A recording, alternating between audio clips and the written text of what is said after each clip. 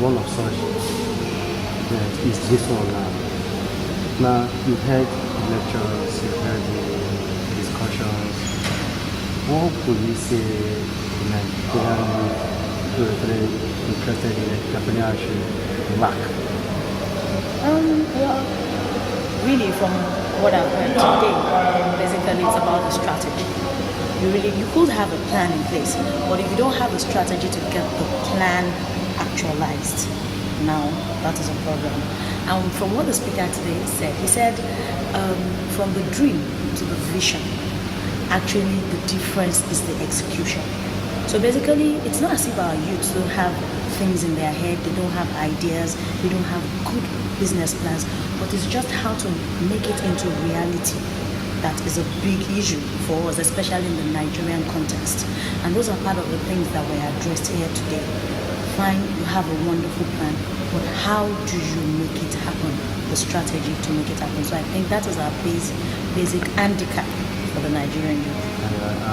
That means that is the missing link between Nigeria, the developing countries and developed countries. Yes, and you know, in most of those developed countries, all the things are in place. You can predict the transportation, you can predict the electricity, you can predict most of the utilities. But this is Nigeria. We know we're getting there. We have factors that we need to take into consideration to make our dreams into reality. So these are, I really like this the session today because he more or less addressed it in the Nigerian context, facing the reality, the harshness of Nigeria. Most of us read motivational books, read from different speakers, but you know, the speaker today, especially the man from UAC Food, he drummed it down. He brought it down from the books to the Nigerian level and how to fit into the reality. For example, you talked about gala. Now that's an everyday thing for everybody. How the prices wanted to go up, and the consumer said no, and they were forced to bring it down.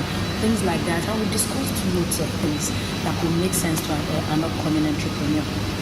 What would you say has been the impact of UCI in this country? In terms of youth empowerment.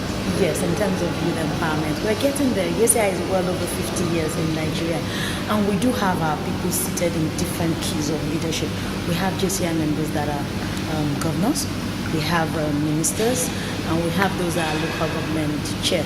The basic thing for us in JCI, some call us leadership organizations, some call us community change agents, but for us, we believe we should develop the individual person, make me the better person, because if I'm a better person, then I can have a better community and I can have a better nation.